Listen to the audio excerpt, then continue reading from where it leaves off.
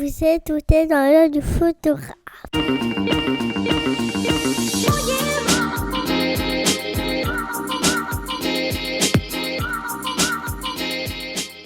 Bienvenue dans ce podcast par un photographe sur un photographe pour les photographes. Je suis Julien Pasternak et aujourd'hui, je vous emmène dans l'œil de Philippe Sarfati. Bonjour Philippe. Bonjour. Bienvenue, merci d'être là. Tu connais le principe du podcast. On va commencer par l'elevator pitch. Tu rentres dans un ascenseur, Steve Jobs rentre à côté de toi et tu as 3 étages pour te présenter, lui dire qui tu es, ce que tu fais. Qu'est-ce que tu lui dis ? Je suis architecte, je suis photographe et je m'intéresse à l'usage, à la manière dont les gens interagissent avec l'espace. C'est un bon résumé. C'est pas mal. T'as dit à peu près tout ce que j'avais prévu de rebondir au moment où j'ai préparé l'enregistrement. Pour la petite histoire, on s'est rencontrés il y a quelques années au Salon de la Photo. Ça fait quoi ? Ça fait 2 ou 3 ans. Avec un groupe d'amis avec qui on traînait pas mal. Je sais même plus comment on s'est retrouvés à discuter tous les deux. Mais je sais que t'as plus échangé avec Alexis Paoli, qui est un bon copain à moi. Je pense qu'il y a une vraie logique à ce que vous échangiez tous les deux à ce moment-là, parce qu'Alexis est photographe d'architecture, donc forcément ton travail lui a certainement parlé assez rapidement. Et depuis, tu as toujours été dans mon radar, en fait, que ce soit par lui, par des rencontres fortuites. Et tu as fait partie de ces gens que je mets un petit peu de temps à comprendre, où j'ai pas tout de suite percuté qui tu étais, ce que tu faisais. Ce qui démontre, encore une fois, un truc que je dis assez régulièrement. C'est important de pas dire j'aime ou j'aime pas d'entrée, et de faire la distinction entre aimer, pas aimer, et pas comprendre. Pas comprendre tout de suite et laisser le temps que ça rentre. Je sais pas si ça te parle ce que je te dis. Ouais, ça me parle. Moi, j'ai l'impression quelque part d'être coupable de faire trop d'hybridation et d'être difficilement compréhensible, justement. Donc, j'ai l'impression que tu mets le pied sur quelque chose sur lequel, moi, il faut que je travaille davantage. Alors, je pense de pas que être accessible. Je suis pas d'accord sur ce point-là. Je pense que justement l'hybridation est ta force, que des fois j'ai pas envie de dire difficile à comprendre, parce que je ne parle que de moi, je parle pas des autres, je parle de mon expérience à moi, qui est qu'au moment où je t'ai rencontré aussi, on est dans le salon de la photo, il y a plein de monde qu'on rencontre pendant le salon de la photo. Et donc, tu es une des 15 ou 20 personnes que je vais rencontrer dans la journée, où j'ai pas forcément tout de suite pris le temps de comprendre qui j'avais en face de moi. Et du coup, ça a mis longtemps. Franchement, ça a mis 2 ans, je crois. Ça a fait tilt. On s'est croisés au lancement du livre de Fabien Ecochard, je crois. Et c'est là que j'ai percuté. En fait, tu es revenu me voir et j'ai dit, mais en fait, je te vois depuis longtemps dans la périphérie. Je sais qu'à un moment, on va parler. Je savais pas de quoi. Et du coup, je me suis réintéressé à ton travail. Et cette fois, j'ai compris. C'est fou quand même. Ce temps que ça m'a pris de comprendre qui tu étais, en fait. Je suis content que ce soit arrivé. C'est l'essentiel. Mais voilà, gardez l'esprit ouvert tous, parce que des fois on se retrouve face à quelqu'un qui est différent, faut être honnête, et c'est pas différent ne veut pas dire pas intéressant. Au contraire, souvent différent, c'est même beaucoup plus intéressant que les autres. Donc j'espère que cet épisode va être ce que je pense qu'il va être. Je pense que on a commencé à discuter ensemble avant, et je pense que voilà, ça va donner quelque chose d'assez intéressant. Mais voilà, ne dites pas j'aime pas quand vous rencontrez quelqu'un. Si vous comprenez pas, admettez que vous comprenez pas et revenez-y de temps en temps. Et à un moment, peut-être que ça va finir par rentrer. T'as dit que tu étais photographe, que tu étais architecte. J'ai envie de rajouter créateur. C'est juste si je dis ça ? Je pense, dans la mesure où ma conception personnelle du travail de l'architecte, je pense que l'étudiant en architecture et l'architecte qui travaille en agence dans différents types de structures, son métier, c'est d'observer la conception du processus de conception. On est sur un truc super méta. C'est l'observation continue d'un processus qui, a priori, est accidentel et organique, et ensuite d'en tirer des conclusions et d'avancer à partir de là. Donc ce que tu dis, c'est qu'avant de concevoir quelque chose, tu regardes ce qu'il y a autour, en fait. Ce que je dis, c'est que j'applique la même logique à tout. Et cette logique, c'est une logique d'archi. Et c'est pour ça que je continue de revendiquer cette double posture d'architecte et de photographe, parce que pour moi, elle a un sens qui est au-delà du métier, elle a un sens dans l'approche. D'accord, c'était une approche d'architecte. T'es encore architecte? T'as encore un travail d'architecte? Là, ça fait 2 ans que j'ai pas bossé en agence, Ok. mais je continue de chercher des perspectives à ce niveau-là. Et c'est moi qui ai fait la scénographie de mon expo, sur laquelle je suis encore en train de travailler aujourd'hui. Ouais, ça, on va y revenir parce qu'elle était belle, la scénographie. Elle m'a fait penser... Il va y avoir une itinérance. Bah, Ce n'est que le début. Mais ta scéno, elle m'a fait penser un petit peu aux ruines de Koudelka, dans un tout autre genre, mais dans l'esprit. Tu l'avais vu cette expo ou pas? J'ai pas vu l'expo, j'ai vu le livre avec les horizontales. Ouais, le livre ne rend pas justice à l'expo. En fait, le truc, j'ai acheté le livre suite à l'expo. Et le livre est presque une déception après ça. Alors c'est des photos extraordinaires, mais en fait l'expo était tellement belle parce que les photos sont majestueuses et parce que le cadre dans lequel elles étaient présentées, c'était absolument dément. Ils avaient fait ces espèces de murs où les photos flottaient quelque part au milieu. Enfin, c'était comme un labyrinthe dedans. C'était extraordinaire. Ça m'a un petit peu rappelé ça dans un style tout différent parce que t'as récupéré les machins de chantier là pour accrocher les photos, c'est ça? C'est des étais, ouais. Ouais.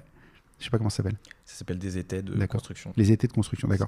C'est des échafaudages. Ouais, mais j'ai beaucoup aimé l'idée et je pense justement que c'est ça qui montre à quel point tu es créateur dans ce que tu fais. C'est que tu as la création de la photo, la création de l'environnement dans lequel tu vas présenter la photo et tout est réfléchi, même ton site internet. Mon site internet, il est fonctionnel. Je suis photographe, j'ai besoin de trouver des clients et je cherche.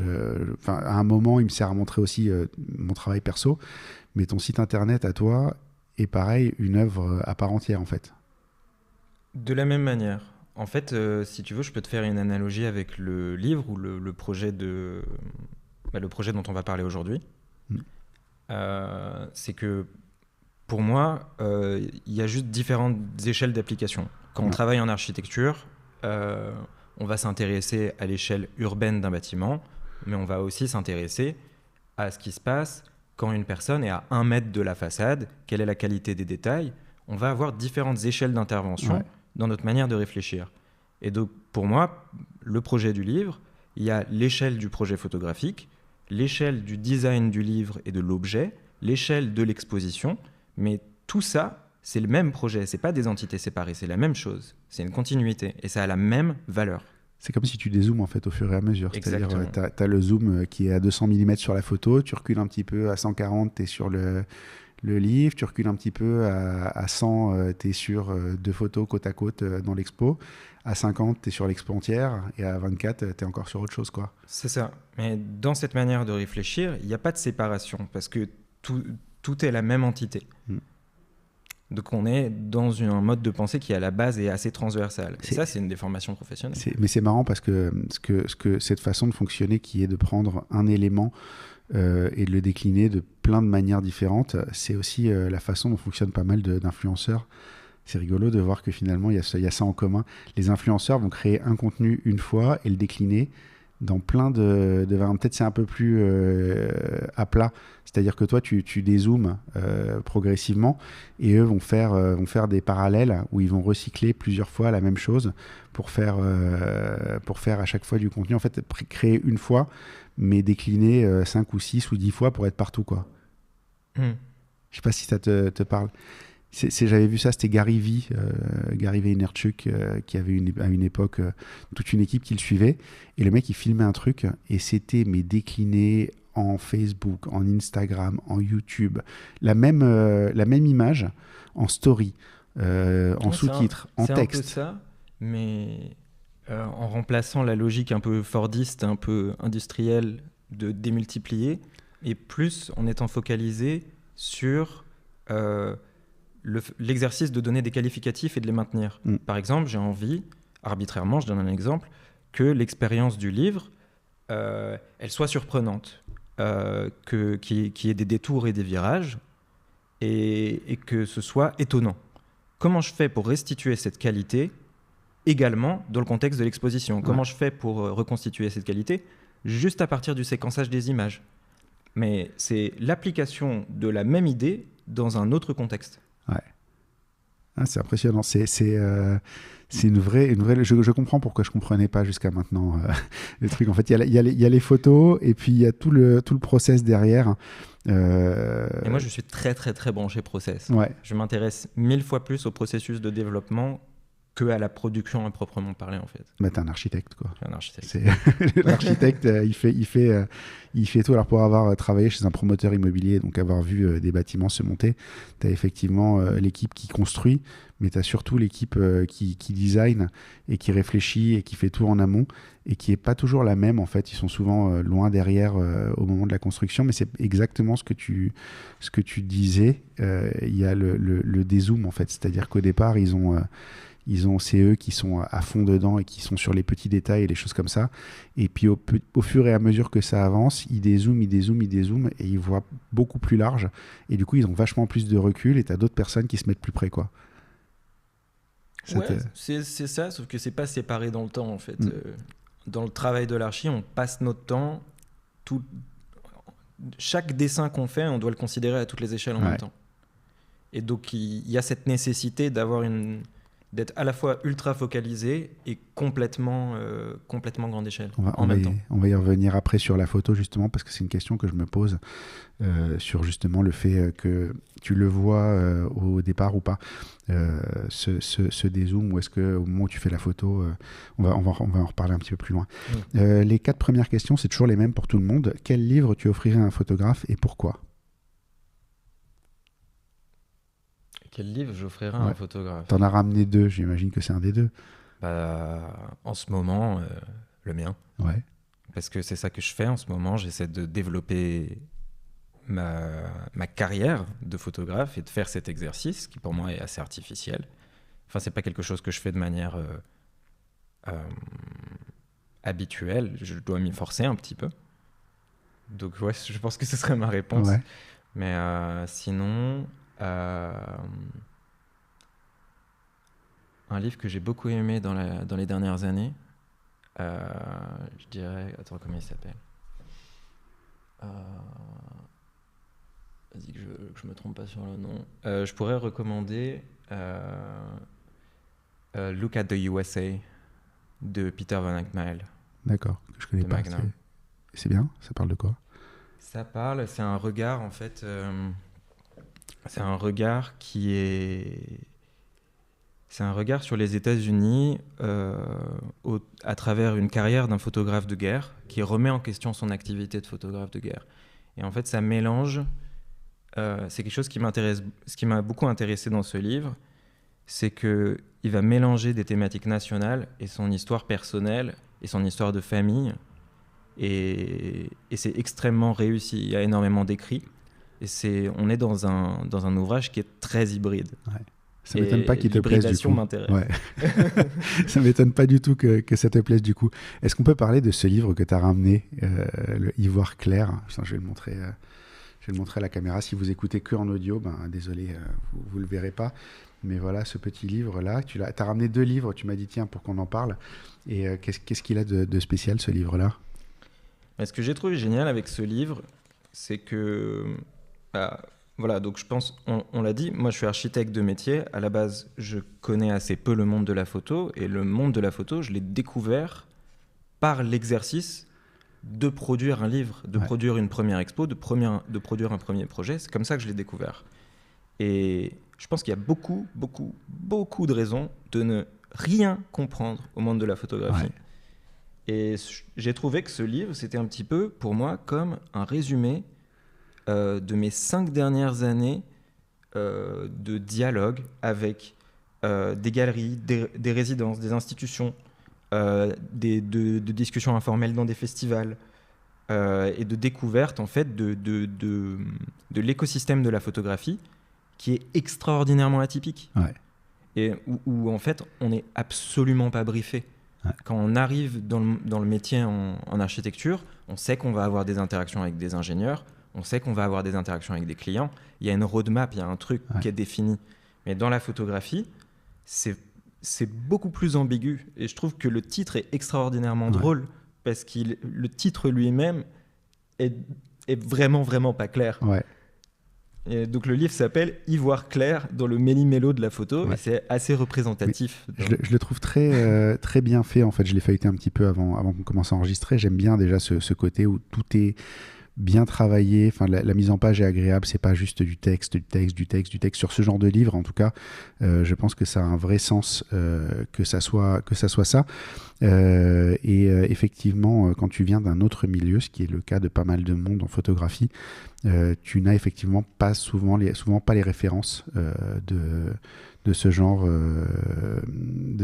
de métier, et c'est bien d'avoir quelqu'un qui prend le temps de te le résumer, surtout quand tu viens d'un milieu très pragmatique ou très pognon, parce qu'il n'y a pas toujours cette logique là, ou en tout cas c'est pas la même logique dans le monde de la photo. Donc je pense que ça va être une bonne lecture, et c'est probablement un livre que je vais acheter assez rapidement. C'est surtout derrière les modes de communication différents avec des acteurs qui... En fait, à la base, ce qui est étonnant, je pense, dans la photographie, c'est que l'image est la valeur de l'image est définie par son usage. Ouais. Ce qui est complètement décalé de l'expérience du photographe, qui, lui, a une expérience complètement transversale, où il va prendre des images dans différentes situations. Et on appose de la valeur de différentes manières selon le milieu auquel on appartient, qu'on soit galeriste ou qu'on soit lié à de la presse. On va pas du tout poser le même regard sur les mêmes images. Et c'est très facile d'avoir des conseils complètement contradictoires tant qu'on n'a pas compris comment l'écosystème fonctionne. Et donc pour moi, c'est la base de comprendre le fonctionnement de l'écosystème. Et j'ai trouvé que ce livre, il était pas mal pour ça. Ouais, bah je pense que c'est une bonne lecture, et c'est important aussi de comprendre dans quel monde on évolue, ce qui n'est pas le cas de tout le monde assez fréquemment. Et quand quelqu'un se demande un peu trop souvent pourquoi les gens comprennent tout et moi je comprends rien, je pense qu'il y a des réponses à trouver là-dedans. C'est quoi être créatif ? J'ai envie de te répondre par cette interview de Jacques Brel que j'ai vu plusieurs fois sur YouTube parce qu'il m'a fait rire. Lui, il disait pas être créatif, il parlait du talent, mais c'est la même chose. Il disait le talent, c'est d'avoir envie. Créatif, c'est avoir envie. C'est s'y mettre. C'est une excellente réponse. Ouais. C'est tout ce que je pense en ce moment. C'est tu dis je vais être meilleur en street photographie, tu regardes plein de vidéos sur YouTube et tu sors jamais de chez toi. Voilà. Et faut y aller. Il faut vraiment se poser la question de, en vrai, est-ce que je serais pas mieux une demi-heure dehors tous les jours qu'à regarder une demi-heure de vidéo à la con sur YouTube d'un mec qui n'est même pas doué en fait. Qu'est-ce qui te fait déclencher ? C'est marrant, la première personne qui m'a posé cette question, c'est Antoine Dogan. Il t'a précédé là. Et je n'ai pas su répondre, je ne sais pas. Je ne sais pas ce qui me fait déclencher parce que j'y réfléchis pas comme ça. J'y réfléchis pas du tout comme ça. Pour moi, ce que j'ai observé en fait en regardant mes planches contact, en regardant ma production sur plusieurs années, c'est que les images que je préfère, qui sont pour moi les plus expressives, c'est celles que j'ai produites dans un état d'esprit où je n'étais pas dans le contrôle, où j'étais dans l'abandon. Et j'étais en train de faire du jazz, d'improviser pleinement et de pas forcément être conscient de ce que j'étais en train de faire, de pas forcément être dans la construction volontaire d'une composition X ou Y, mais d'être dans l'abandon le plus total. Et donc, je pourrais pas te dire ce qui me fait déclencher, parce que ce que je cherche à produire, c'est un état où je réfléchis pas à ça. D'accord. C'est être dans le flow. C'est pas mal. Non, mais c'est une bonne réponse. C'est une très bonne réponse même. C'est quelque chose que je pourrais rapprocher même du simple boulot de photographe de mariage ou d'événement, où plus tu essaies de contrôler les choses et moins tu sors des trucs originaux, quoi. Parce qu'en fait, tu es tellement dans l'attente de ce qui va se passer qu'en fait, tu fais un truc très standard. Ouais, c'est l'ouverture en fait. Ouais. Garder l'esprit ouvert. Garder l'esprit ouvert. Ok. C'est quoi une bonne photo ? C'est quoi une bonne photo ? Je sais pas. Je sais pas ce que c'est une bonne image. Je sais qu'il y a des images sur lesquelles je m'arrête. T'arrives pas encore à dire pourquoi. Que ce soit dans la rue, ou que ce soit dans des livres ou à des expos. J'imagine qu'une bonne photo doit avoir... Ok, j'ai peut-être un début de réponse. Vas-y. Je pense qu'une bonne image, elle a, au-delà d'une qualité plastique ou d'une composition très réussie, une bonne image, je pense, évoque plus qu'elle ne montre. Je pense qu'il y a beaucoup plus de pouvoir et de force dans l'idée de suggérer des idées, de faire appel à un univers, que de montrer quelque chose. Donc elle te fait réfléchir. Pas forcément, je parle pas de choses rationnelles, je parle plus de quelque chose d'émotionnel. Donc elle te projette, elle te fait projeter quelque chose, c'est ça ? Ouais. C'est-à-dire qu'en fait, si tu mets quelque chose de toi dans ta lecture de l'image, c'est gagné ? Je sais pas, je pense que c'est plus dans l'incertitude et dans l'ambiguïté qu'on gagne une qualité évocatrice. Mais j'ai pas exactement mis le pied dessus, c'est un début de réponse. Ça viendra. Reviens vers moi dans 2 ans. Quand tu auras 80 ans comme Gruyère, tu sauras répondre à la question. On va passer à l'interview proprement dite. Il y a 4 grandes parties. La première, c'est, j'ai appelé ça photographe, architecte, créateur. C'est un point sur lequel on peut se retrouver assez facilement. C'est que tu aimes créer des choses très variées. Donc ça va être lié...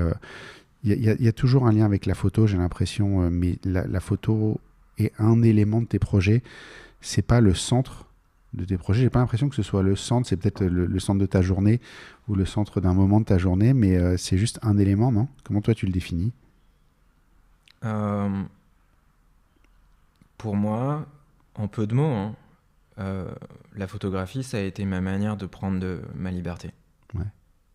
J'évoluais dans un contexte créatif, très intellectuel, très intéressant à plein de points de vue, et je travaillais de manière intrinsèquement collaborative à tout niveau. Et donc, toute évolution d'un projet passait par énormément de dialogues, de débats, d'échanges d'opinions, et ça prend énormément de temps. Et la photographie, pour moi, ça a été une manière de faire les choses en mon nom, mais aussi de retrouver l'improvisation dans ma vie. Ouais. Et je pense qu'il y a un truc un peu ironique dans cette idée de l'architecte qui passe son temps à faire des plans et qui se passionne d'improvisation. C'est à retrouver ta liberté, en fait, quelque part. Ouais, je fais pas de la photographie pour produire des images, je fais de la photographie parce que j'aime vivre les expériences que la photographie m'amène. En même temps, c'est aussi créatif, mais c'est totalement opposé en termes d'expérience. C'est-à-dire que tu fais ton projet en architecture, tu as des avis extérieurs dont tu dois tenir compte, même la possibilité que le nom vienne de quelqu'un d'autre. Alors qu'en photo, en fait, le seul décisionnaire, c'est toi. Tu te fous de ce que les autres y pensent, tu te fous de ce que les autres y disent. Ouais, non, mais c'est juste qu'en fait, on est confronté en photographie, le processus est instantané. Il y a cette idée d'abandon, mais il y a aussi cette idée... C'est pas forcément plus de contrôle que je cherchais. C'était pas une question de contrôle. C'était une question d'absence de contrôle, d'abandon et du fait de relâcher justement l'idée de contrôler tout. D'accord. Donc c'est de lâcher prise. Je crois. Au début en tout cas. C'est marrant parce que tu vois, tu dis justement c'est ce côté instantané, c'est ce côté lâcher prise. Et bizarrement, dans à peu près tout ce que tu fais, je trouve qu'il y a un aspect collaboratif. Ton expo a été une collaboration avec beaucoup de monde. Tu as tous les gens qui sont venus t'aider. Enfin, je veux dire, tu n'as pas fait ça peut-être tu l'as conçu toi de ton côté, mais t'as pas fait ça tout seul, même du montage au transport à tous les niveaux. J'ai vu que tu avais été hyper entouré. C'est quand même, t'arrives quand même à trouver de la collaboration dans ce domaine où justement tu t'es parti dans cette voie-là parce que justement tu étais un peu seul et du coup tu remets de la collaboration dedans. Ouais, parce que ça m'a manqué. En fait, je me suis senti seul dans l'exercice du livre. J'ai trouvé énormément de force et de confiance en moi dans l'exercice de prouver à moi-même que j'étais capable de produire un livre seul, intégralement, du début à la fin, du séquençage au design. Mais ça a aussi pris 3 ans. Et pendant 3 ans, à chaque fois qu'il y avait un problème technique à régler, à chaque fois qu'il y avait une impossibilité logistique ou un problème de budget, peu importe, j'étais seul sur la prise de décision. Et je me suis aussi rendu compte que ça n'avait pas tant de valeur que ça pour moi d'être seul et de dire que j'avais fait les choses seul. En fin de compte, je préférais travailler avec des gens. Et donc, quand j'ai démarré le processus de l'exposition, le livre était déjà fini en termes de suivi. Et j'ai décidé volontairement de le faire complètement différemment. Et donc, j'ai décidé de collaborer avec une amie scénographe. J'ai décidé de chercher un partenaire institutionnel. Et quand le partenaire institutionnel m'a parlé du fait de faire un cycle de conférences, je leur ai dit dès le début, si je fais des conférences, je ne veux pas parler de moi. Je veux parler d'autres personnes qui jouent avec les mêmes idées que moi. Ouais. Et je veux parler que d'eux. Et donc, j'ai fait un truc assez étrange, c'est qu'on a fait ces conférences, et moi, je faisais juste une petite intro de 10 minutes, et après, je ne parlais plus. Ouais. J'étais pas là pour parler de mon travail. Le travail, il parle de lui-même. Là, ouais. Il est là, les gens peuvent le voir et se faire leur idée. Voilà, donc parlons d'idées connexes. Étendons un petit peu, à partir de ce prisme, étendons un petit peu le champ des possibles et intéressons-nous à d'autres personnes. J'aime bien l'idée justement de s'ouvrir aux autres, surtout qu'en plus, si tu regardes bien, je te disais, ta scénographie, elle était quand même très réussie et elle était vraiment belle. Est-ce que tu aurais réussi à faire un truc comme ça tout seul ? Impossible. Déjà, juste en termes logistiques, la quantité de travail que ça a représenté, c'était 1 an de développement. Je l'ai fait en binôme du coup avec mon ami Miruna Dunu, qui est scénographe et qui est basé à Rotterdam, aux Pays-Bas.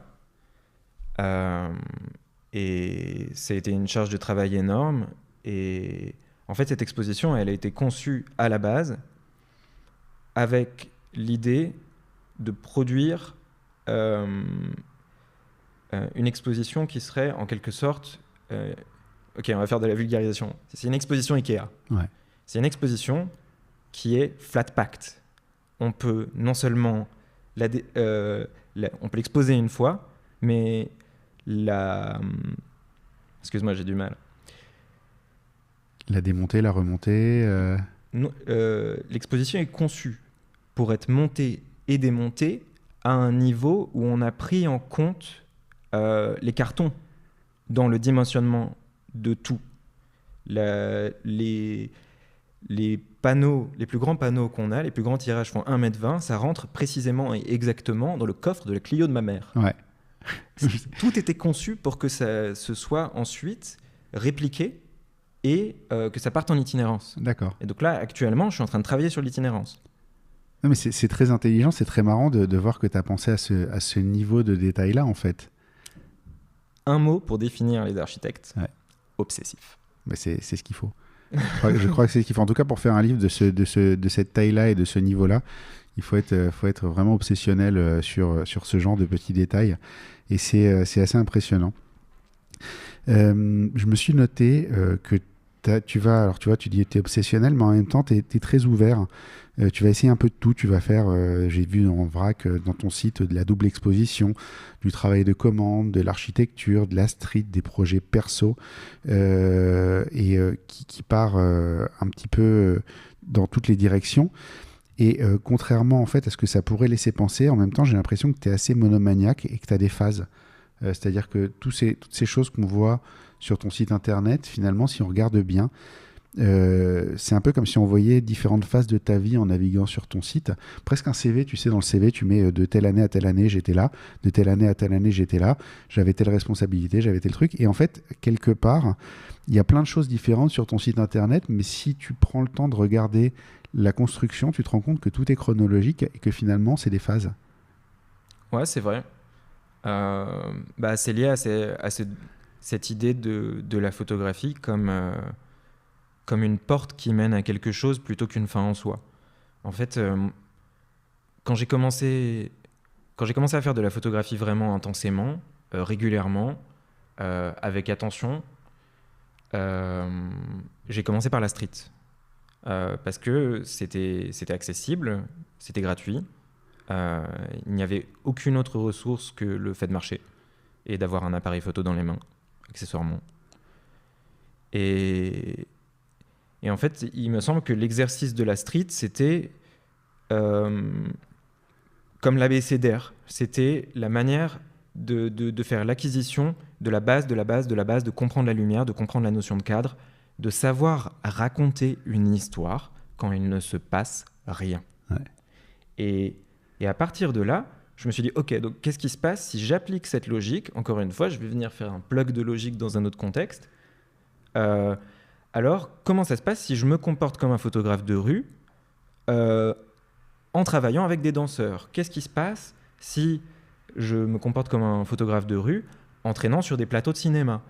Et voyons voir comment les comportements passifs que j'ai développés par l'exercice de la photographie de rue, comment ils réagissent à d'autres contextes. Ouais. Mais c'était aussi une manière pour moi Enfin, j'avais l'impression que mon appareil photo, c'était vraiment la clé de toutes les portes. C'est-à-dire que s'il y avait quelque chose qui m'intéressait intellectuellement, de près ou de loin, si je rencontrais quelqu'un qui était danseur, et c'est comme ça que toutes les choses se sont faites, de manière complètement informelle, en rencontrant des gens, et en exprimant un intérêt sincère. Ouais. Donc, je rencontre un réalisateur, il me dit qu'il a un tournage bientôt, je lui dis, écoute, ça m'intéresse, je serais intéressé d'être là, est-ce que ça te branche d'avoir un photographe sur ton plateau? Ouais. Je rencontre une chorégraphe qui a sa compagnie de danse, je lui propose la même chose, ça s'est fait de manière informelle, c'était par un intérêt sincère. Et je sais que si j'avais pas eu mon appareil photo, déjà j'aurais pas eu suffisamment confiance en moi pour proposer à la chorégraphe de me pointer à sa résidence. Mais je n'aurais pas eu la raison, je n'aurais pas eu la confiance en moi, je n'aurais pas eu la motivation. Et en fait, le fait de faire de la photographie, ça a changé ma vie. J'ai commencé à vivre des expériences complètement différentes de ce qui m'était ouvert jusqu'à là. L'appareil photo a ce côté magique de t'ouvrir. Il peut te fermer aussi plein de portes, mais il t'en ouvre énormément. J'avais eu cette discussion un jour sur un événement où je faisais des photos. J'ai longtemps fait des photos de soirées publiques dans des boîtes de nuit, des choses comme ça. Et tu as un client de la boîte un jour qui me regarde et qui me dit quand même, c'est incroyable, tu arrives à parler à tout le monde, c'est génial, comment tu fais, truc. Et je dis, mais en fait, j'ai un appareil photo, je suis normal. Ouais. Et l'appareil photo, dans certaines circonstances, te normalise tellement qu'en fait, les gens n'ont pas peur de toi, mais instinctivement. Et c'est complètement différent, c'est un rapport différent avec les gens. Alors ça peut être totalement l'inverse aussi, c'est-à-dire que les gens ont peur de toi à cause de l'appareil photo, mais la plupart du temps, si tu es à la bonne attitude, je pense qu'en fait... Je pense que si tu es gêné, tu es gênant. Ouais, c'est vrai.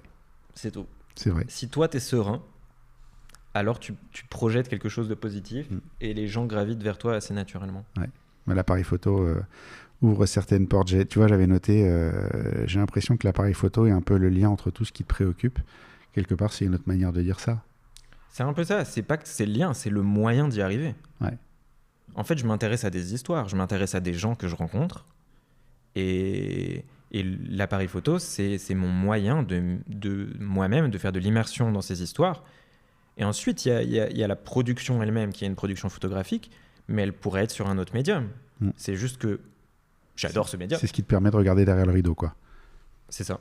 C'est une belle occupation et c'est une bonne manière de voir les choses.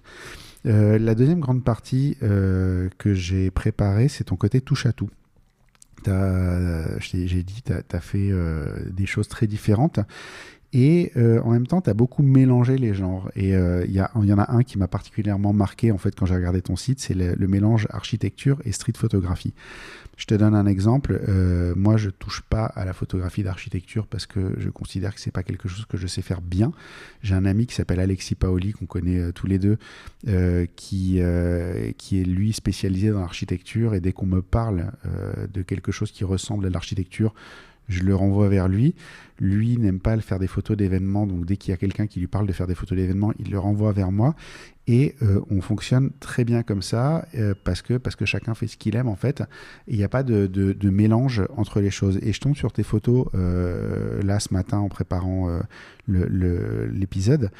Et je découvre ton approche qui est de tenter de mixer deux domaines qu'a priori tout va opposer. Et quand je dis que tout va opposer, tu as la photo d'architecture. En général, c'est de la photo qui va servir à communiquer sur les bâtiments, que ce soit pour des prix, que ce soit pour des brochures, que ce soit pour ce genre de choses. Donc c'est quelque chose qui a une vraie rigueur et qui a certaines contraintes assez précises. Et en parallèle, tu as le côté totalement ouvert et opportuniste et parfois what the fuck de la street photographie. Et toi, tu arrives à mixer les deux de manière à ce que ça fonctionne, ce qui n'est pas forcément évident au départ, mais même dans la construction mentale, c'est pas quelque chose d'évident en fait. Ça te parle ce que je te dis ? Ça me parle, ouais. J'ai envie de te faire un truc de rabbin et de te répondre à une question par une autre question. Pourquoi le langage de la photographie d'architecture a cette rigueur, justement ? Pourquoi c'est le cas ? Est-ce que tu t'es déjà posé cette question-là ? Alors, ma réponse à tous les trucs où il y a une certaine rigueur, c'est qu'en général, il y a quelqu'un qui te paye pour faire un taf et qu'il attend un certain résultat et que donc dans certains cas de figure, effectivement, tu n'as pas autant de liberté que tu voudrais en avoir, tout simplement parce qu'il y a quelqu'un qui attend quelque chose de précis de toi et que tu dois lui donner et que ta part de liberté, c'est 20% du job où tu vas aller essayer d'aller chercher quelque chose qu'il n'avait pas prévu, mais qui va quand même lui plaire, parce que tu as cet impératif de plaire à la personne qui te paye. Ouais, ok, donc il y a la notion de contrat et le fait d'avoir une fonction définie. Ouais, une capacité limitée à négocier, soit. Mais pourquoi cette esthétique abstraite, très propre, avec des verticales, et des aplats à la Wes Anderson, qui sont proches de l'esthétique de l'élévation ou de la Perse, pourquoi c'est ça, le langage dominant en photographie d'architecture? Pourquoi on attend ça de toi? Parce que c'est ça qui marche. On sait que ça marche, on ne prend pas de risques.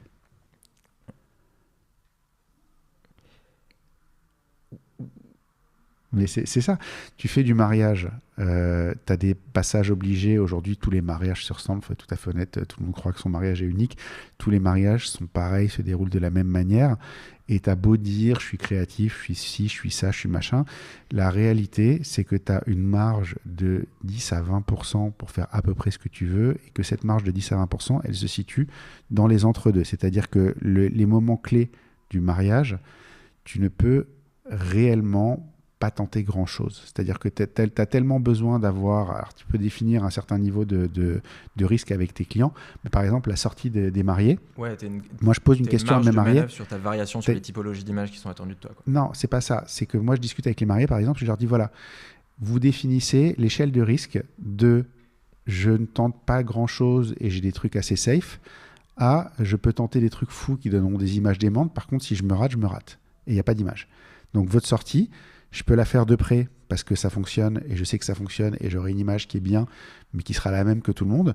Ou je peux me mettre de l'autre côté de la rue pour avoir un truc de plus loin avec à travers une bagnole qui a un truc complètement fou et machin. Par contre, s'il y a un bus qui passe à ce moment-là, je suis baisé. Ouais. Et c'est un niveau de risque qui est défini à l'avance. Donc je sais, par exemple, puis après tu as tout le truc, s'ils me disent vas-y risque et que je me plante, évidemment le coup d'après, je vais moins risquer, tu vois. Mais tu as quand même cette marge de manœuvre très limitée de je dois quand même rendre quelque chose à un moment qui correspond à l'image, parce que les gens ont beau te dire qu'ils veulent quelque chose de très original, tout le monde te dit que son mariage c'est le plus original du monde, champêtre chic, machin truc et tout, en fait tout le monde fait la même chose. Champêtre chic. Champêtre chic, c'est le truc qui nous fait tous hurler de rire quand on Peter l'entend. Parker. C'est Allitération. le classique. Champêtre chic, j'ai jamais entendu Ah, ça. tu fais du mariage, tu l'entends 5-6 fois par an tranquille. Et puis en plus avec cette idée de c'est très original, c'est du jamais vu. En fait, ce qui est particulier avec mon approche de la photographie d'architecture, c'est qu'à la base, je suis architecte et je me suis construit des convictions en tant qu'étudiant en architecture, en tant que professionnel dans le milieu. D'ailleurs, les photos que tu as dû voir à cette époque-là doivent correspondre à ce formatage dont je te parle. Précisément.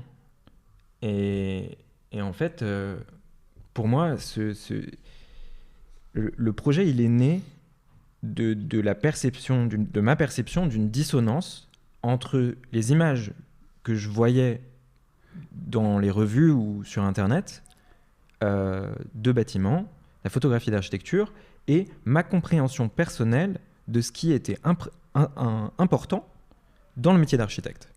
En tant qu'architecte, je m'intéresse à l'usage. Je m'intéresse principalement à la manière dont le public va utiliser mon espace. Je considère que l'architecture est une profession qui est d'intérêt public. Je ne comprends pas pourquoi cette profession est nimbée quelque part est cachée par une bulle intellectualisante alors que l'on dessine des toilettes. Ouais. Je veux revenir à des choses simples, je veux parler de choses simples, et c'est le propos du livre. Le propos du livre, c'est, oui, c'est de l'architecture, mais le point de vue, c'est que l'architecture, ce n'est pas un domaine réservé aux initiés. Je pense que c'est un domaine dont chaque personne a quelque chose à dire, et je voudrais voir tes images d'archi. Ouais. Et je veux voir plus de gens qui ne sont pas initiés et qui se sentent qui se sentent assurés de pouvoir réaliser de la photographie d'architecture. Parce que un point de vue non initié sur l'architecture, c'est un point de vue intéressant. Ouais. C'est pas mal comme... tu poses la question, tu vois, les derniers trucs que j'ai fait vaguement archi, c'est le chantier de l'appart dans lequel on est, et c'est les détails. Parce que j'avais envie de photographier les détails. Par contre, j'ai pas fait une photo. Les petits trucs de matériaux. Tu sais, la nourrice. Alors pour les gens qui savent pas ce que c'est qu'une nourrice, en fait, c'est les arrivées d'eau dans les chiottes. Donc tu as le grand tube d'eau qui arrive, et en fait, tu fais tous les départs de flotte vers tous les robinets de l'appartement. Et donc là, on fait ce qu'on appelle une nourrice. Donc c'est pour chaque tuyau, un interrupteur qui permet de l'ouvrir ou de l'éteindre. Ça s'appelle pas un interrupteur d'ailleurs, mais bon. Pour l'image, voilà, ça fonctionne pareil. Donc on coupe ou on allume. Et une nourrice, quand c'est bien fait, quand c'est joliment fait, c'est très droit, c'est très beau, c'est très apaisant. On se retrouve à triper sur des trucs étranges. Puis c'est doré, et voilà, quand c'est bien fait, c'est super joli. Et donc on a envie de faire une photo de ça. On a envie de faire des photos des fils qui sortent pour la climatisation des murs parce qu'elle n'est pas encore installée. Tu as envie de faire le petit coin de photo parce que tu as fait un mur jaune et un mur bleu et un mur blanc et un truc. Et en fait, tu as envie de faire la photo de la jonction. Tu as envie de faire tous ces trucs-là. Mais j'ai pas considéré que c'était de la photo d'architecture, j'ai considéré que c'est de la photo de souvenir. Parce que je voulais me rappeler de ces petites choses-là. Moi, je sais pas. Moi, j'ai envie de me séparer complètement de la notion de... Enfin, j'ai l'impression que le mot architecture est associé à tellement de barrières mentales que je préfère parler de documentation d'espace parce que c'est plus détente. Ouais. C'est moins flippant tout de suite. Je documente des espaces. Je ne fais pas de la photographie d'architecture. Je documente des espaces. Ouais. Oui, il y a une vraie logique. C'est vrai que l'architecture peut faire peur. Ça fait peur. Mais c'est lié au fait que le milieu soit auto-centré, en fait. Ouais. Et j'ai un peu envie de déconstruire ça, en fait. J'ai envie de rendre la photographie la photographie d'architecture et l'architecture de manière générale plus accessible. Et c'est pour ça que l'intro du livre, c'est un texte écrit par mon ami Christian Burklein, et ce texte s'appelle « Making Common », rendre accessible, rendre commun l'espace, en fait, rendre à un public plus général l'idée du rapport avec l'espace. Ce qui est le rôle du bon design. Ce qui est le rôle du bon design, au final. Il me semble. J'ai l'impression. À mon sens. C'est qu'on doit l'oublier. Ce n'est pas nécessairement partagé par tout le monde. Mais ça devrait. Je pense qu'une des raisons qui font que j'ai mis longtemps à te comprendre, c'est que tu es un hybride. On parle un petit peu des différentes typologies de photographie. En même temps, dans tes photos, je vais retrouver les lignes de l'architecture, la composition et la spontanéité de la street, la technique de lumière, de l'événement, du mariage. Comment est-ce que toi, tu te vois et c'est quoi le monde pour toi, en fait? C'est-à-dire que finalement, moi, j'essaie de garder les choses dans certaines cases et toi, j'ai l'impression que tu te soucies pas vraiment de ces limites. Comment est-ce que tu vois le monde, justement, et c'est quoi ce monde-là pour toi? Moi, comment je vois le monde? Ouais. Ok. Donc, moi, je suis quelqu'un qui est hyper actif et qui est très anxieux. J'ai un syndrome d'anxiété généralisée. Je fais des grosses crises d'angoisse de l'enfer régulièrement. Et la photographie, ça a été, à la base, mon moyen de mitigation de mes crises d'angoisse. Donc, le contexte dans lequel j'ai commencé à faire de la photographie de rue, c'était à des moments où je me sentais très mal et je me forçais à sortir, à aller dehors, à marcher, à regarder autour de moi et en fait, à ne plus être focalisé sur moi, mais à être dans le regard sur l'autre pour me sortir justement de cet état mental négatif. Ouais. Tu peux me reposer ta question? Je me suis envers. J'ai dit, c'est quoi le monde pour toi? Comment est-ce que tu vois le monde et c'est quoi le monde pour toi? J'étais parti sur un truc, mais je sais pas ce que c'est maintenant. Tu sortais de toi pour faire des photos. Et Enfin, en faisant des photos. ouais, je sais pas, je me suis paumé dans mon truc. Et du coup, anxiété.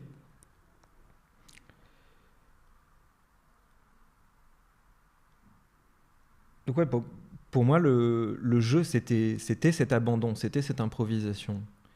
Et c'était l'idée de ne pas savoir ce que je vais trouver et d'aller chercher quelque chose de positif, quelque part. J'avais construit, si tu veux, j'étais vraiment très très très anxieux et j'avais construit un regard assez négatif sur le monde.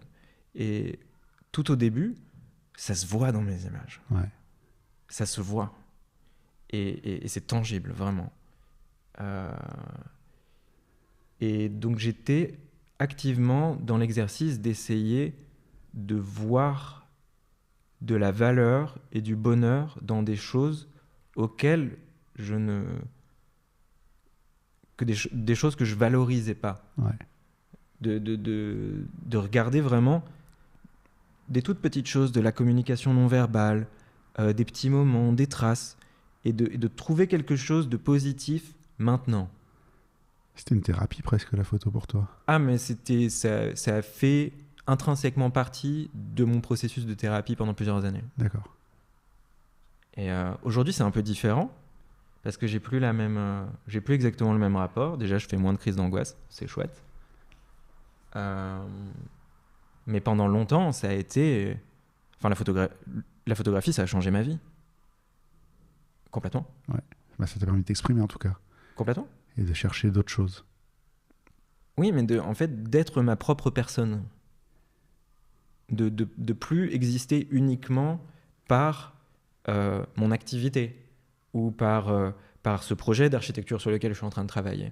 Mais de faire des choses pour moi et de faire des choses pour rien. Ouais. C'est ça qui est merveilleux avec la photo de rue. Pour moi, c'est la base de la base parce que tu sais pas ce que tu vas chercher, tu sais pas ce que tu vas trouver et tu arrives quand même à créer de la valeur, tu arrives quand même à créer des histoires à partir d'absolument rien. Et pour moi, à un moment où je me sens vraiment pas bien.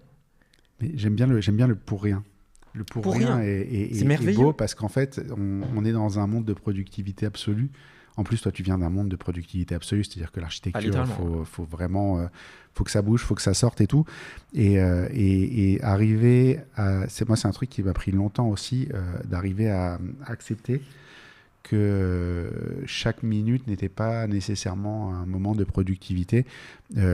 Avant d'en arriver à faire un podcast, je l'ai déjà dit, qui me rapporte rien, à part la joie de créer quelque chose, de faire des portraits, de rencontrer des gens et de faire quelque chose qui me plaît parce que ça me plaît. Alors, ne me rapporte rien, un petit peu évolué parce que ça a généré des jobs de photographe, mais je veux dire directement, le podcast, c'est un coût. Tu vois, c'est pas, ça me coûte du temps, Ouais, moi, c'est ça me pareil. coûte du matos. Je veux dire, là, on commence à filmer. J'ai une caméra que j'avais déjà, mais j'ai déjà la version 3 ou 4 en ligne de mire qui est beaucoup, beaucoup mieux, qui va me permettre justement de faire un truc un peu plus quali. Donc, je veux dire, le podcast en soi n'est pas rentable et n'a pas vocation à l'être, mais j'ai une joie à le faire justement pour ça aussi. Et quand se pose la question de est-ce que tu veux bien le rentabiliser, j'ai presque une angoisse d'en faire quelque chose qui générerait quelque chose des revenus ou quelque chose, parce que ça devient une obligation à ce moment-là. Et c'est ça, mais tu me fais penser à un truc. Tu vois, moi, avant de faire de l'architecture, depuis que j'étais gamin, je faisais énormément de dessin et de peinture. Ouais. Donc j'avais déjà un peu des notions de cadre et des notions de ligne. Mais quand j'ai commencé à travailler en architecture, le dessin qui était pour moi ma source de paix principale, mon activité que je faisais pour moi, bah, c'est devenu un outil de travail. Et à partir du moment où c'est devenu un outil de travail, ça a arrêté d'être une source de plaisir. Et donc j'ai cherché à reconstruire ce lien que j'avais perdu avec le dessin à travers la photographie. Je me suis dit, c'est de l'observation aussi. Fondamentalement, c'est un peu du fast sketching, Ouais. la photographie. Du croquis rapide. Mais j'avais vraiment cette idée de ne pas corrompre ce nouveau lien et de ne jamais essayer d'en faire quelque chose de trop important dans ma sécurité financière pour garder un certain degré d'innocence. Ouais. Oui, parce que Avec le quand tu es médium. obligé de faire, c'est ce qu'on disait sur des Harry Gruyère ou des gens comme ça, qui aujourd'hui sortent un livre par an. Et quelle est la part, quand on est à ce rythme-là, quelle est la part de la joie de faire quelque chose et quelle est la part de l'éditeur qui te pousse à faire des bouquins, quoi. Après, je pense que si j'étais Harry Gruyère, j'aurais bien envie de rentabiliser. Non, je lui reproche pas de le faire, hein, je veux dire, je les ai quasiment tous achetés. Donc il y a une vraie raison. Mais à quel moment ça arrête d'être une joie de te replonger? Parce que je veux dire, tu reprends son dernier livre, Homeland, il avait fait un livre qui s'appelait Harry Gruyère avant. Les photos, globalement, sont les mêmes, il faut être tout à fait honnête. Donc à quel moment, en fait, tu pousses un peu le truc un petit peu trop loin et puis ça devient plus une joie et juste une répétition, quoi. Je sais pas, mais je pense qu'on est tous les deux trop jeunes pour le savoir. Je pense qu'il nous faut tous les deux 40 ans de plus. Il m'en faut un petit peu moins, je pense, que toi. Parce que dans 40 ans, je vais pas être beau à voir. Ça, si, j'espère que je serai beau à voir. Je sais pas, il a quel âge, Eric? Il a 80, 82, 83, je sais pas. J'aurai 90 dans 40 ans. C'est pas mal. Je voulais parler avec toi d'un autre point qui était le côté épuré de tes photos. Alors, faut savoir, moi, c'est une de mes grandes frustrations en photo. Je suis globalement incapable de faire une photo très épurée. Pour moi, le monde est un mouvement permanent et un gigantesque bordel à immortaliser. Du coup, je manque beaucoup de patience quand je fais des photos. Parce qu'il y a des trucs qui m'étonnera toujours le plus. Avec les gens qui bossent au trépied, par exemple, Alexis, avec qui je vais souvent faire des photos, des fois se balade avec son trépied, se pose, prend le temps de faire son cadre. J'arrive pas à faire quelque chose d'aussi aussi précis, pointu. Ça me rendrait fou. Moi, je peux pas. Moi, mes credos, c'est mobilité, rapidité et légèreté. Ouais. Ouais, c'est les trois trucs qui définissent ma pratique de la photographie d'un point de vue strictement matériel, c'est ça. C'est-à-dire que je veux ne pas être alourdi par le matériel. Je veux pouvoir bouger vite et je veux pouvoir monter vite, descendre vite, courir vite à un endroit. C'est ça la base pour moi de la photographie, et tout ce qui sort de ça, je trouve ça extrêmement frustrant. Donc le trépied, par exemple, pour moi, c'est pas du tout quelque chose que j'aime, et au moment où on commence à me parler de trépied, ne serait-ce que pour la petite caméra qui est là et qui nous filme, juste ça, je veux même plus sortir le trépied, j'ai mis un pied de flash pour avoir un truc simple à régler, parce que le fait de devoir régler la hauteur avec les pieds, les 3 pieds, les machins, c'est hyper relou à faire, et j'aime pas ça du tout. C'est quoi tes priorités à toi quand tu sors avec ton appareil? C'est quoi justement tu vois, je te dis, moi c'est mobilité, rapidité, légèreté. C'est quoi tes impératifs à toi pour que ça reste un plaisir? Alors, du coup, pour te répondre, ok. On a parlé de logique transversale tout à l'heure, en faisant une analogie entre l'architecture et la photo. Ouais. Là, je vais te faire une autre analogie qui vient d'un autre milieu. Moi, j'ai passé 12 ans à jouer de la musique. Je fais beaucoup de guitare. Et ce qui m'intéressait en tant que musicien, c'était, sans surprise, l'impro. Jazz, blues, peu importe, je m'en fous complètement du genre. C'était l'idée de s'abandonner, encore une fois, de trouver de la liberté et de se surprendre par un acte instinctif et pas intellectuel. Et pendant quelques mois, j'ai pris des cours avec une personne qui avait une logique un peu étrange. Sa logique, c'était que la guitare doit disparaître. Il faut que tu joues tellement que tu ne sois plus conscient que tu es en train de bouger tes doigts sur une guitare. Il faut que la guitare, elle soit l'extension de ton corps. Et le seul moyen de le faire, c'est de bombarder. Ouais. Il faut s'entraîner au moins 2 heures par jour. Il faut faire les exercices, les gammes très régulièrement, jusqu'à ce que la guitare ne soit plus là. Et quand j'ai commencé la photographie, j'ai utilisé cette approche-là. Je me suis acheté un petit boîtier qui avait 2 caractéristiques. Je voulais qu'il soit minuscule, je voulais qu'il soit discret, ça c'est sûr, mais mon boîtier il a un truc particulier, c'est que tous les réglages les plus importants, c'est-à-dire la vitesse, l'ouverture et l'ISO, sont réglables par des potards. C'est un Fuji, quoi. Par des éléments externes. T'as acheté un Fuji X100? J'ai acheté un Fuji. Ouais. Et du coup, vu que c'est des éléments externes, on tourne une molette. On n'est pas dans un truc où on est dans des menus, des sous-menus, je sais pas quoi. Ouais. Les chiffres, quand on me demande comment t'étais ouvert, qu'est-ce que tu fais, je m'en fous. Je m'en fous royalement. Ce qui m'intéresse, c'est de savoir comment tourner mes molettes. Je m'en fous du chiffre. Ouais. Je sais que c'est cette molette-là qu'il faut tourner. Oui, c'est le retour physique. Le retour physique, pour que l'acte de photographie devienne quelque chose de somatique de ton corps, qu'on ne soit pas dans l'intellect. Et quand je fais de la photo maintenant, c'est un exercice que j'adorais faire en photo de rue.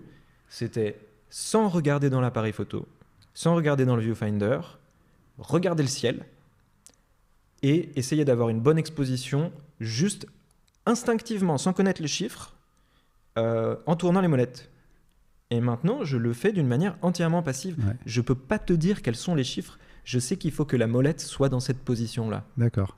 Et en fait, du coup, j'ai travaillé avec cet appareil qui avait cette interface très très simple et qui avait aussi une seule optique et qui était minuscule et une optique que je peux pas changer. Ouais. Et c'était volontaire parce que je voulais réduire les paramètres jusqu'à ce que l'appareil disparaisse. Alors, c'est marrant que tu dises ça. On a eu cette discussion avec Antoine Dogan dans l'épisode qui a précédé le tien, et je suis tombé hier, j'ai acheté un livre qui s'appelle Studio 54 d'un photographe qui s'appelle Todd Papageorge. Je ne sais pas si tu l'as déjà vu ce bouquin-là. C'est le Studio 54, c'est le club mythique à New York dans les années fin des années 70, début des années 80, qui n'a pas duré très longtemps. Je crois qu'il dit ça a duré 33 mois. Donc tu vois, même pas 2 ans, un peu plus de 2 ans d'activité. Et donc il a photographié ce club-là. Et donc il photographiait avec un appareil argentique, évidemment, à l'époque, qui était un moyen format, qui était, il dit, une brique. Dont le viseur était un peu décalé, donc il fallait compenser pour décaler. Et il dit en fait la manière dont qu'il avait de fonctionner avec cet appareil photo là, c'est que justement il se positionnait, il visualisait la photo sans regarder dans le viseur. Et une fois qu'il avait la photo, il savait positionner son appareil assez rapidement pour que ça corresponde à ce qu'il avait vu. Donc finalement, l'appareil était juste une partie de lui. Simplement, il n'avait pas besoin de regarder dans le viseur pour savoir ce qui cadrait. Ah, mais ça, je comprends. Et Antoine me disait exactement la même chose. Et j'avais un peu mal à comprendre au moment où c'était Antoine qui le disait. Et en lisant le bouquin, ça m'est venu beaucoup plus clairement. Et moi, ce truc-là spécifiquement, ma manière de voir ça, cet exercice, c'est de faire une analogie avec l'idée d'une lampe de poche.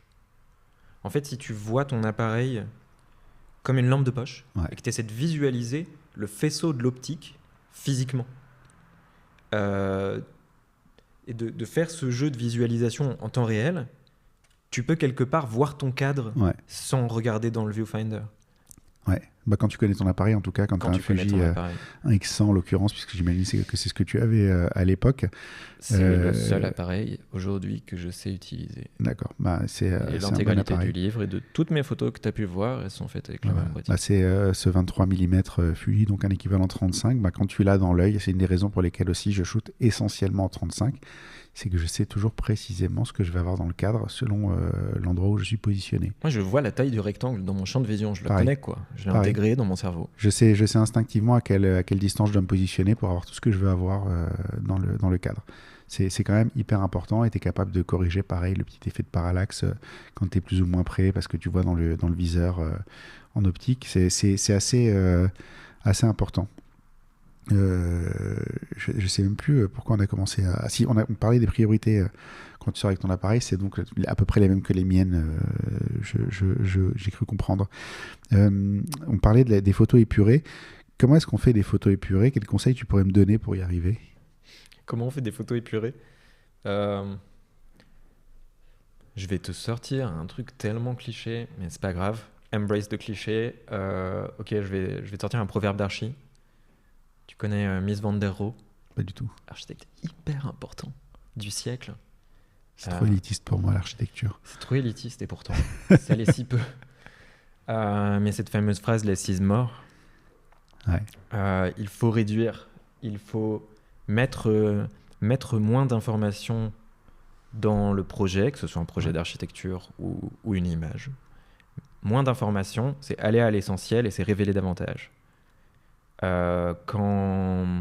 Je sais que quand j'ai commencé à faire de la photo de rue, et particulièrement sur la période où j'ai commencé à travailler sur Territories, j'étais dans cet exercice de faire exactement l'inverse des tendances en photographie d'architecture, c'est-à-dire de ne pas chercher du Harry Gruyère, de ne pas chercher du Alex Webb, de ne pas chercher de la complexité, mais d'essayer d'attendre un moment où j'avais toute cette complexité qui sortait et je pouvais isoler juste une personne dans un contexte spatial, en rapport avec l'espace autour d'elle. Et après, je suis allé rajouter des couches et jouer à ce jeu de complexité. Mais ça se voit pas nécessairement parce que du coup, le livre n'est pas chronologique. Mais si le séquençage était chronologique, on pourrait vraiment voir une ligne droite de la simplicité vers la complexité des cadrages. Parce que tu as évolué. Ouais. Okay. Mais en fait, si tu veux faire des... Enfin, la réponse très très courte à ta question, c'est attendre. Être patient. Ce qui n'est pas mon plus grand fort. Non, mais c'est pas forcément être patient, c'est juste attendre. Un des meilleurs conseils qu'on m'a donné, c'était Nick Turpin en Italie qui m'avait dit ça, j'avais trouvé ça marrant. Il m'avait dit, si tu as vu quelque chose, si tu as vu quelqu'un qui fait quelque chose dans la rue, et que tu n'as pas eu l'image, mais tu as trouvé ça cool, reste là 5-10 minutes. Il y a 90% de chances qu'il le refasse. Oui, c'est vrai. Ça, c'est un vrai truc. Moi, j'ai une autre variante de ça. Je ne sais pas si ça t'arrive à toi de temps en temps. Tu prends une photo et en fait, au moment où tu baisses l'appareil, il se passe un truc encore mieux que ce que tu viens de prendre en photo. Et depuis, je me force en fait à attendre 5 à 10 secondes après avoir pris la photo, des fois à garder l'appareil à l'œil. Moi, ma version de ça, c'est je me rends compte que il y a des moments quand on fait de la photo de rue, il est possible de s'obstiner sur une scène en considérant qu'on n'a pas réussi à faire son image. Et des fois, personnellement, je suis capable de rester Je crois le maximum de temps que je sois resté à un endroit dans une position physique inconfortable, c'est peut-être 2 heures ou 2 heures et demie à rester là, obstiné, obsessif, certain qu'il est possible d'avoir une image, mais que je ne l'ai pas eue. Mais vraiment, systématiquement, j'avais déjà l'image. Ouais. Mais je l'ai prise entre deux. Et j'ai pas remarqué que j'avais déjà réussi à obtenir ce que je souhaitais. Et je voulais pousser un peu plus loin, essayer d'avoir quelque chose de plus précis. Mais en fait, c'était très bien comme c'était. D'accord.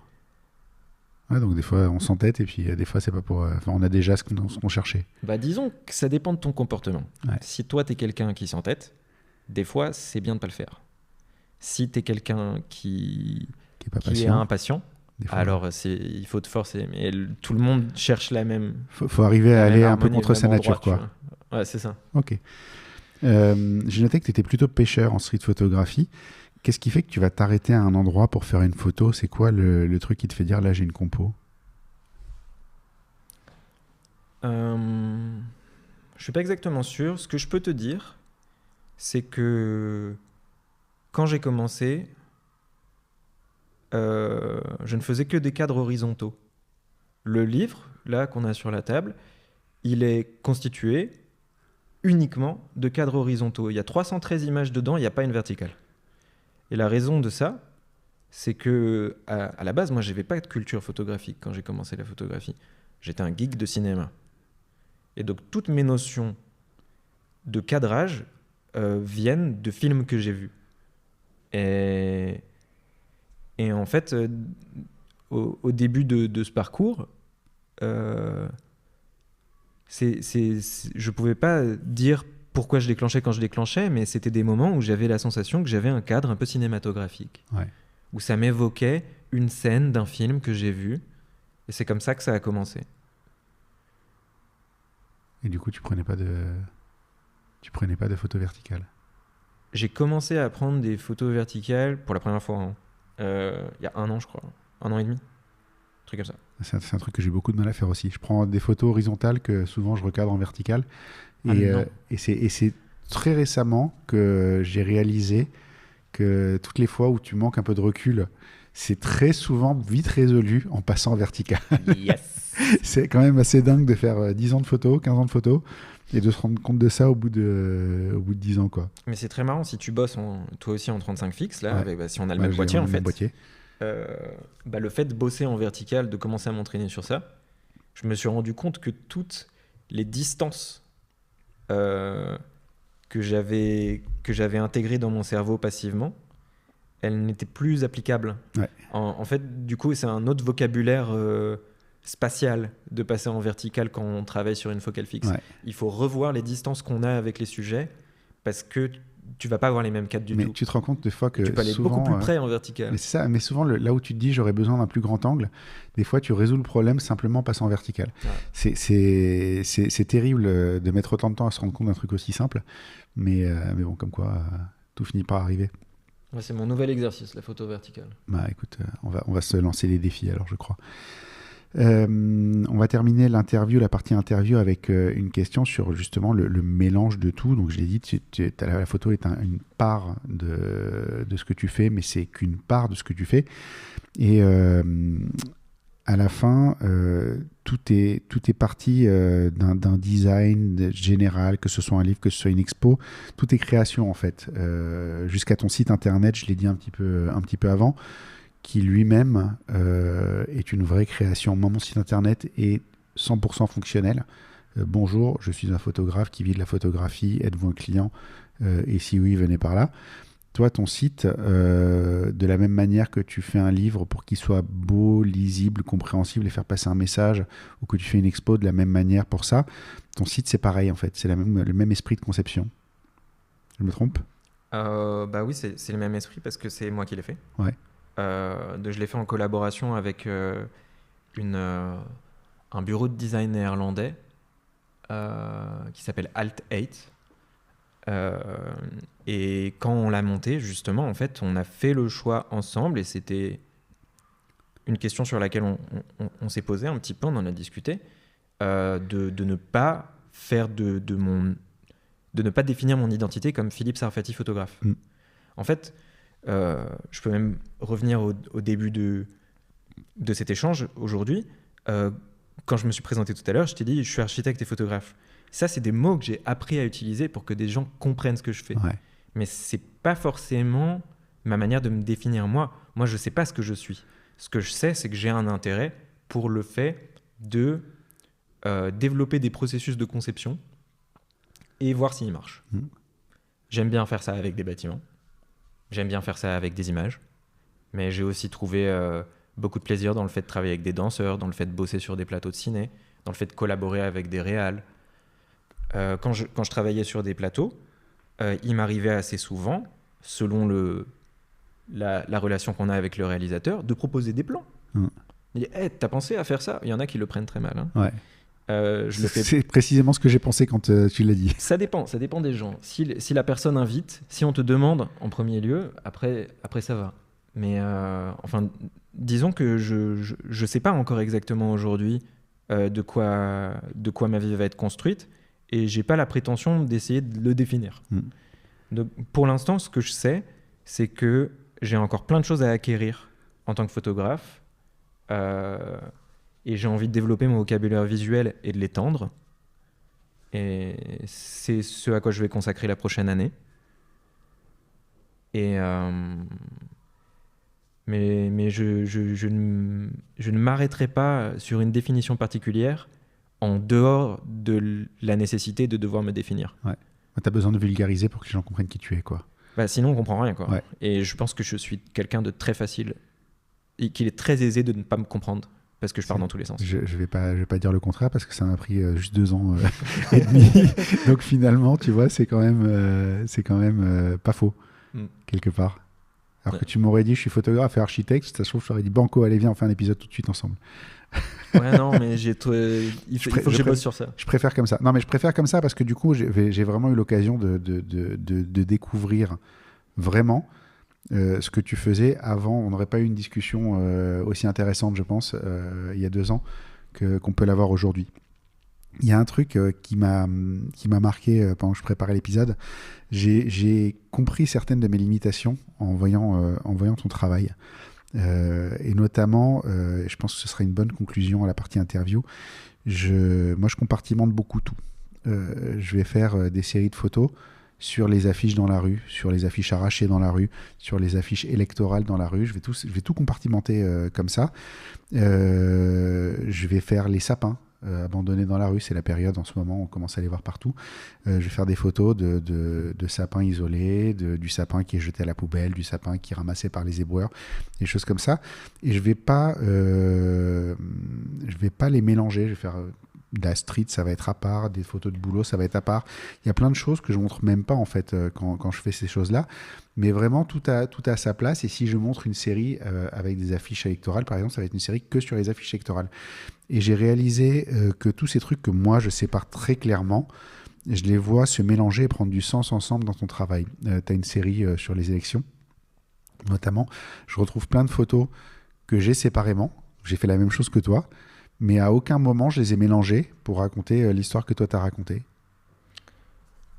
J'ai envie de te poser une question. Est-ce que, comme moi, tu as commencé ton approche de la photographie par le fait de découvrir des photographes de rue? Est-ce que tu as commencé ton approche de la photo par la street? Non. Non? Ça c'est venu assez rapidement après, mais j'ai pas... J'ai commencé à la photo, pour te dire les choses. J'en ai fait un peu quand j'étais jeune. Mais bon, à l'époque, c'était des pellicules et mes parents ont un peu mis le holà assez rapidement parce que si je partais comme je pars dans tout, en fait, ça pouvait vite devenir compliqué. Et il y a quelques années, j'ai quitté mon dernier job salarié et j'avais un peu d'argent devant moi et un peu de temps. Et je me suis dit juste, qu'est-ce que j'ai toujours eu envie de faire que j'ai jamais fait? Et je m'offre 2 mois pour le faire. Et en fait, j'ai fait de la photo. Tout a commencé comme ça. Okay. Et derrière, j'ai remonté une boîte en immobilier.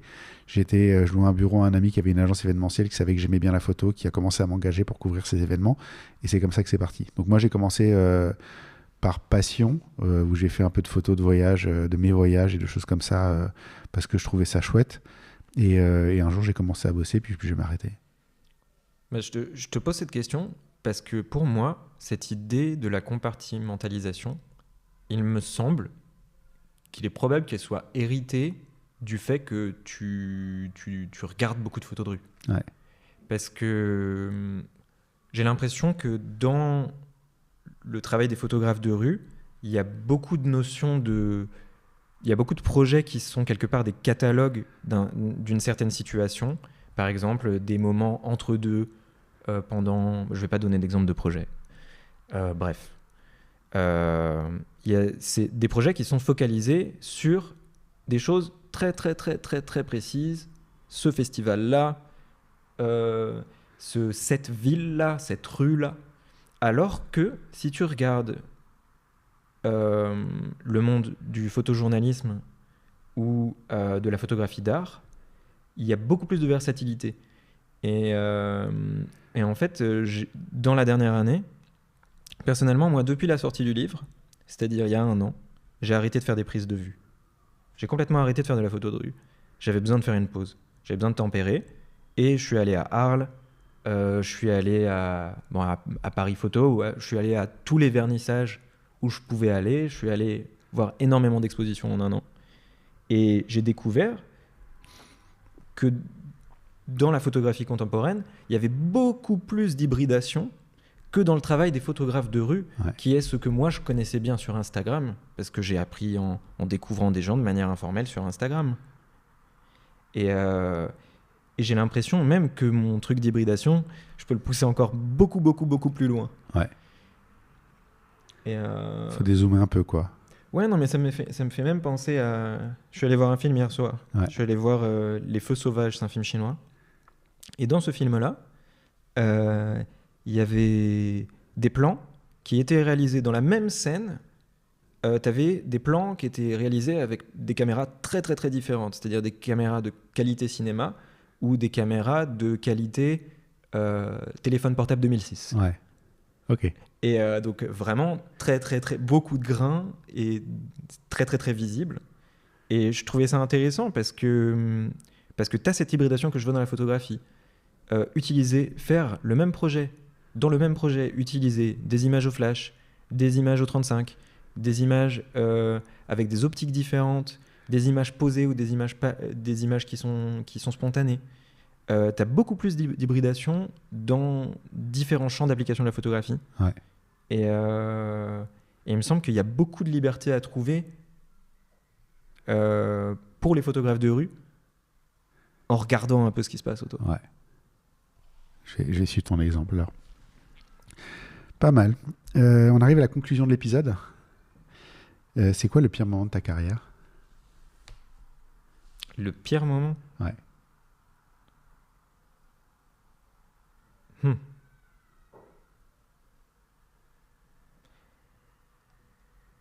Tu veux une vraie réponse ou Ouais. un truc marrant genre ? Ce que tu veux. C'est toi qui décides.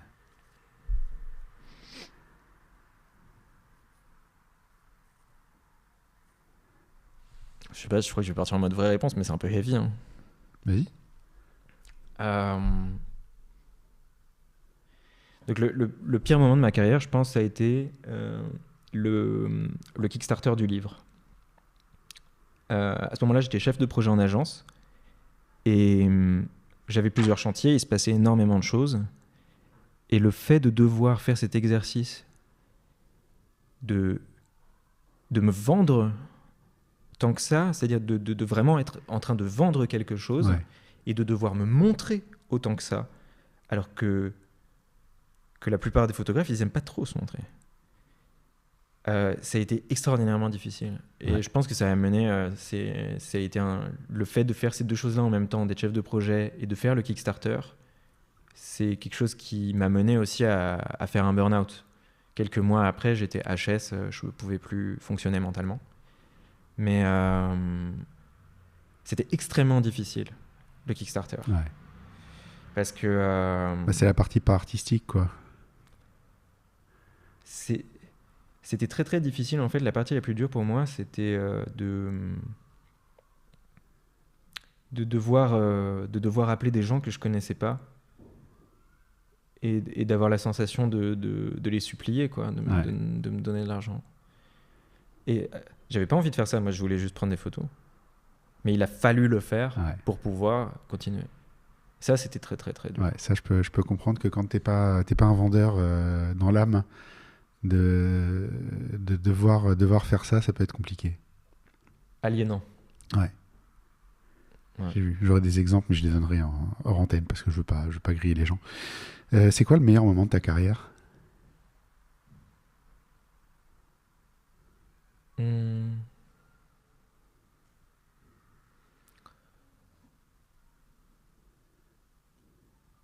Je pense que probablement le moment qui est pour moi associé à quelque chose de très positif, c'est le moment où j'ai pris la décision de faire le livre. Et par cet acte de vraiment donner de la place à la photographie dans ma vie. Ouais. Et acter le fait que j'étais photographe, commencer à me revendiquer comme photographe. Et commencer à construire un système de pensée seul. Et ouais, bon, quelque part, tu vois, tu me demandes le pire. Je te dis la fin du processus du livre. Ouais. Et le meilleur, c'était le début du processus. Mais je pense que les débuts sont des moments intéressants d'énergie et de potentiel. Et j'espère que le prochain projet que je ferai, je le finirai en étant un peu moins au bout du rouleau. Ouais. Bah, déjà, tu pourrais te concentrer. Tu sais qu'il faut se focaliser dessus et puis sur pas autre chose, quoi. Je sais pas, mais je pense que je n'aurais... Ce sera difficile J'aurais pas un autre moment dans ma vie où j'aurais si peu de distance avec un projet. Je pense qu'il faut sortir un bouquin le plus vite possible. Ouais. Je pense qu'il faut sortir un bouquin le plus vite possible parce que comme ça, tu fais toutes les erreurs. Ouais. Et tu apprends toutes les échelles du processus. Mais alors, je vais même te dire ça différemment. Tu fais des petits bouquins. Des petites erreurs qui coûtent pas cher et t'apprends pareil. C'est moi ça m'arrive, je fais des livres pour moi. Que pour moi. Tu te fais des un exemplaire. Un vrai livre pour toi. Un exemplaire pour moi. Les gens, personne le voit. Donc comme ça, j'ai pas à avoir honte de quoi que ce soit. Des fois, je fais de la grosse merde et le bouquin finit à la poubelle. Et des fois, je fais des trucs dont je suis assez content. Il y a plein de choses que les gens ne voient pas que je fais. C'est parce que c'est pas une fin en soi de montrer son boulot à tout prix. Et en fait, par contre, le jour où je ferai un truc sérieux, j'aurais déjà fait plein de conneries. Et la plus grosse et la plus courante, et celle que tout le monde te dira quand tu te dis j'ai commencé à faire quelque chose, fais gaffe quand tu imprimes du noir et blanc. À ce que ce soit du vrai noir et blanc. Ah oui, ça c'est sûr. Si tu fais l'erreur sur un zine que tu sors à 30 exemplaires ou sur un bouquin que tu sors à 500 et que tu as 30 000 balles sur la table, c'est pas les mêmes conséquences. Donc c'est important de savoir. 100%. Ouais, je peux te dire que sur le processus du livre, dans la production, peut-être c'est mon premier livre et ça a été le premier sujet de publication auquel je me suis confronté, mais je peux te dire qu'il y a eu plus de 15 versions finies. Ouais, ça m'étonne pas. Je te dis pas démarrer, hein, je te dis fini, Ouais. Finalisé jusqu'au dernier détail. Oui, c'était le truc qui partait à l'impression et puis jusqu'au moment où tu l'as changé à la fois d'après, quoi. C'est ça. Donc Ouais. je pense que c'est un super exercice. Et tiens, j'en profite du coup pour dire qu'on a vendu la moitié du stock. Mais il en reste la moitié. Ça, je suis assez content. On en a produit 810 Ouais. et aujourd'hui on en a vendu plus de 400. C'est beau. Juste en un an, alors que ça fait un an que je suis pas sur Instagram et que je publie rien. J'ai fait zéro publication depuis la sortie du livre. Et là, du coup, bientôt, j'espère pouvoir annoncer une tournée de l'exposition. Je suis en train de bosser dessus. Dans les prochains mois, peut-être ça viendra. Donc du coup, tu vas vendre les 400 autres pendant l'expo. En tout cas, ils sont dispo sur ton site. Il y a un site où on peut les acheter. Ouais. Donc du coup, c'est déjà le livre, il peut être commandé en librairie. Okay. Mais sinon, c'est sur le site de l'éditeur. Ok, je mettrai le lien dans les notes d'épisode, comme ça sera plus facile à retrouver que de rechercher soi-même le truc à la main. C'est surtout Territories, à mon avis, il doit y en avoir 2 ou 3 qui ont des noms assez similaires, donc ça peut être compliqué à trouver comme ça. Je mettrai le lien dans les notes d'épisode et les gens pourront aller le trouver. Dernière question, qui me recommanderais-tu pour un prochain épisode ? Alors, je te recommanderais un ami que j'ai rencontré via Instagram, que je trouve très, très doué et qui est aussi extraordinairement sincère, qui s'appelle Djebo Schnakalkan. Son nom sur Instagram, c'est Sebo Speaks and Love, Ok. je crois, quelque chose comme ça. Et ça fait aujourd'hui, je crois, plus d'une dizaine d'années qu'il travaille sur son quartier, qui est le quartier de Barbès. Ouais. Et quand il aura fini son projet, t'en entendras parler. Ouais. Donc On va- peut-être que c'est bien que tu commences à parler avec on lui va essayer d'en parler avant. quand qu'il même. le finisse. Ouais, ce serait pas mal. Ok, bonne suggestion. Il me reste te remercier d'être venu jusqu'ici pour nous raconter tout ça. C'était hyper intéressant. Merci beaucoup. Et puis, j'espère qu'on se voit prochainement pour faire une vraie session street. Avec plaisir. Bonne journée. Bye. Ciao.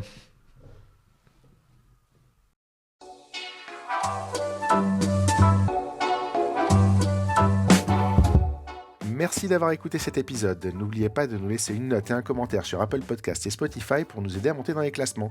Vous pouvez également aller sur le blog Dans l'œil du photographe à l'adresse www.dlodp.fr. C'est tout pour aujourd'hui. On se retrouve au prochain épisode dans l'œil d'un nouveau photographe. Dans l'œil du photographe, merci, c'est fini.